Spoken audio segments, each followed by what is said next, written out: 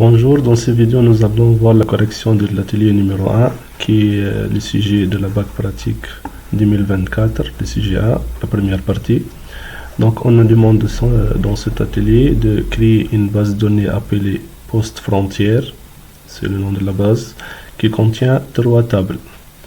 La table poste qui a comme clé primaire code P et comme champ nom gouvernement, frontière, gouvernorat, frontière, catégorie et superficie. Ensuite, la table voyageur, comme clé primaire ID Voy, et comme champ nom, prénom, passeport, nationalité et genre. Et enfin, pour la table passage, nous avons comme clé primaire NumPass, code P.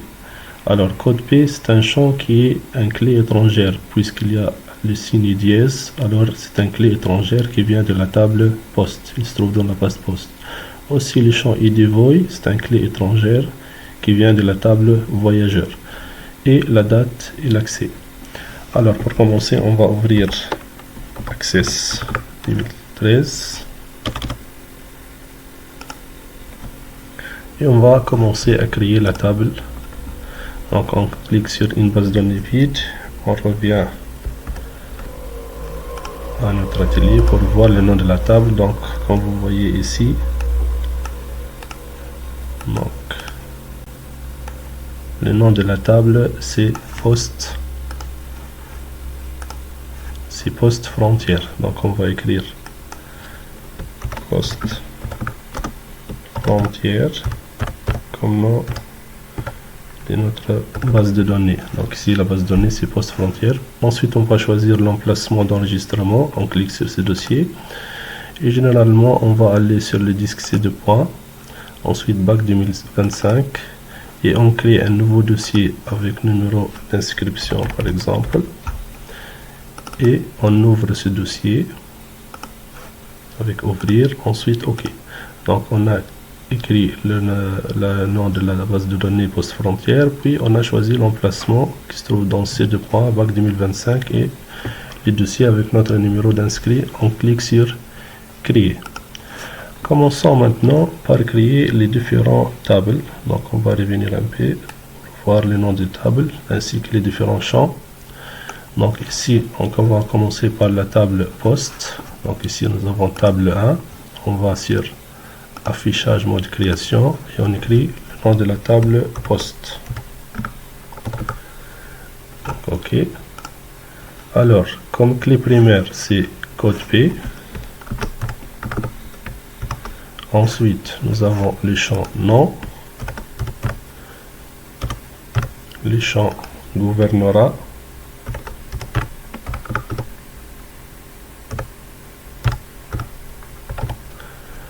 ensuite les champs frontières,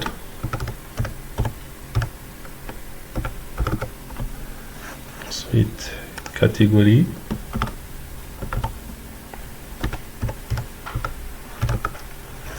et on va voir le reste.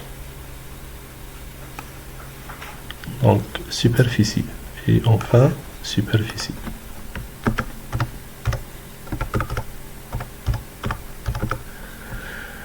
Alors on a terminé par écrire tous les champs. On va commencer à voir la description des champs.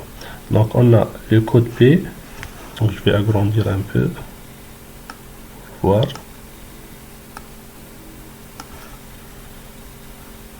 Donc ici,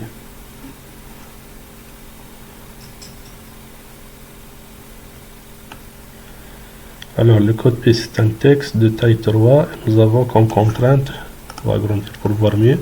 Donc le code P, ici dans la description, il est de type texte de taille 3. Il n'a pas de contrainte. Donc on revient à notre base de données et on va faire, c'est un type texte, donc texte court et de taille 3.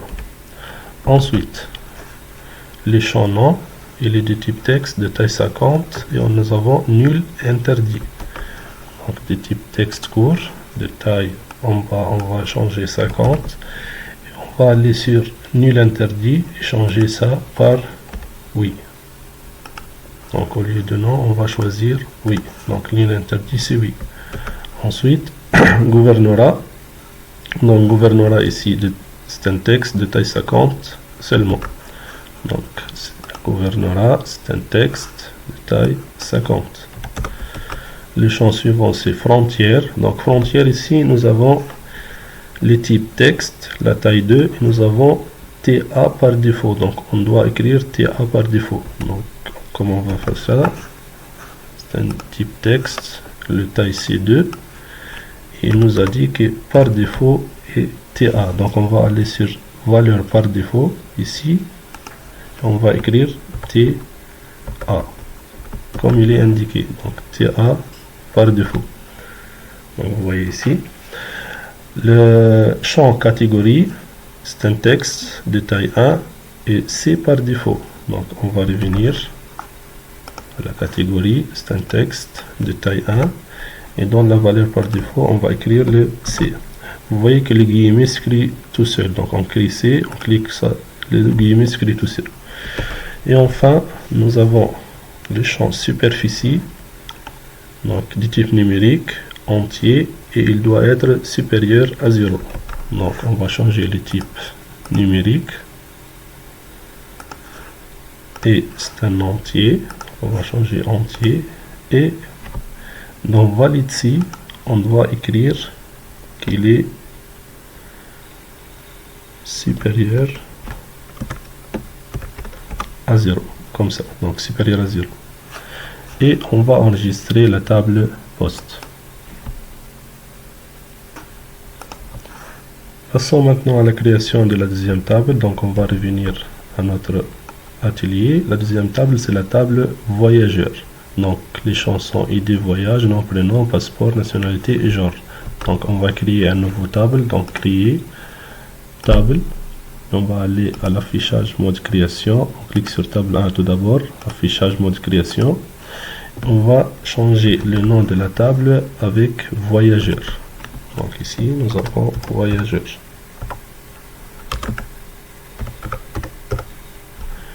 Donc les champs de ces tables, les clés primaires c'est ID voy. Ensuite, nom, prénom, passeport. Donc nom, prénom, c'est un seul champ. Ensuite, passeport. Ensuite, nous avons nationalité et genre. Donc, nationalité.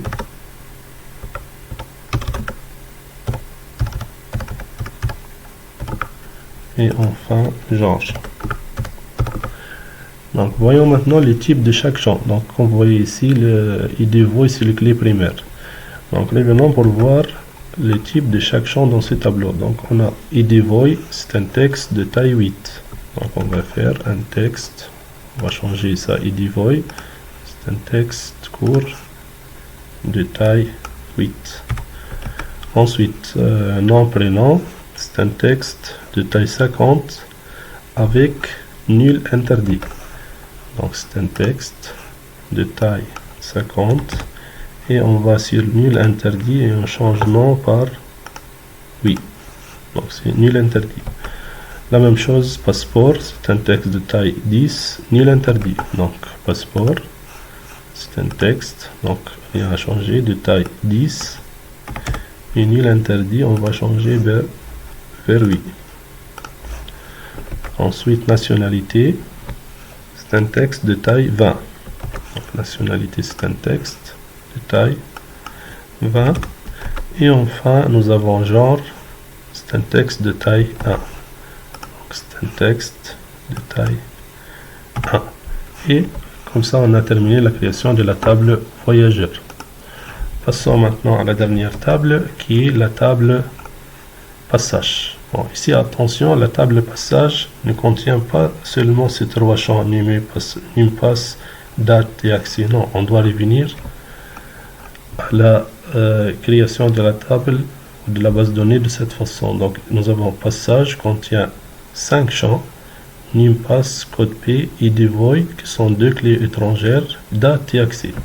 Donc on va créer une table passage, créer table. Donc ensuite sur table 1, affichage mode création. Donc on va la nommer voyageur. Et on va écrire les 5 champs dans non, c'est pas voyageur, c'est passage, c'est la table passage. Donc la table passage contient 5 champs, numpass, code P. Donc numpass, code P, id void,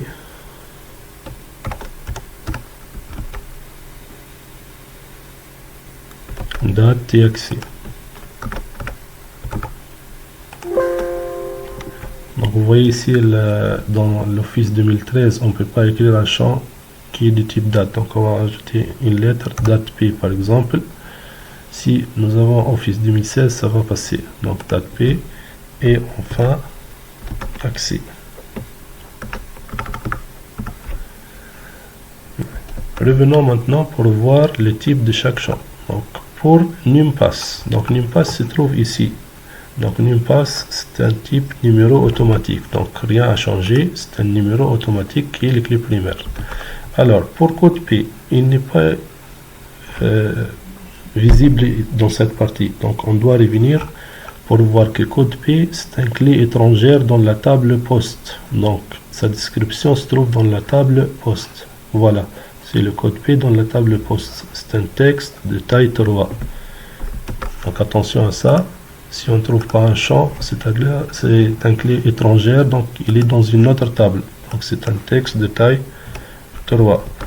La même chose pour id void. id void c'est un clé étrangère, se trouve dans la table voyageur. Alors il est ici, id void, c'est un texte de taille 8. Donc texte de taille 8. Ensuite, nous avons la date et l'accès en bas. Ici la date. Type date et heure et date abrégée. Donc les types c'est date et heure. Et le format, on va le changer vers date abrégée. Et enfin l'accès. L'accès c'est un type texte de taille 1. Donc il est de type texte et de taille 1. Et voilà, nous allons faire enregistrer pour la table passage et pour la table voyageur. Et comme ça, nous avons terminé la première partie qui est la création de la base de données. Passons maintenant à la création de relations entre les différentes tables. Donc, comme il est indiqué ici, on doit créer les tables et les relations de cette base de données. Donc, on a créé les tables, on va passer à la création de relations. Donc, pour créer les relations, on doit fermer tous les tables ici. Donc, pour les fermer, on clique sur n'importe quelle table. Par le bouton droit de la souris, on clique sur fermer tout. Ensuite, on va aller sur outils de la base de données et relations. On choisit les 3 tables, passage, poste et voyageur. On ferme ça. On va les organiser un peu, donc on va prendre passage par ici, poste par ici et voyageur par ici. Alors, pour bien relier les tables, on revient à notre base de données et on va voir quelles sont les clés étrangères. Nous avons code P ici dans la table passage, se trouve dans la table poste. Donc, on va relier code P par code P. Donc, voilà code P ici par code P ici. Donc, on va vérifier que les deux champs, ce sont code P et on va choisir les différentes contraintes d'intégrité. Et on clique sur créer.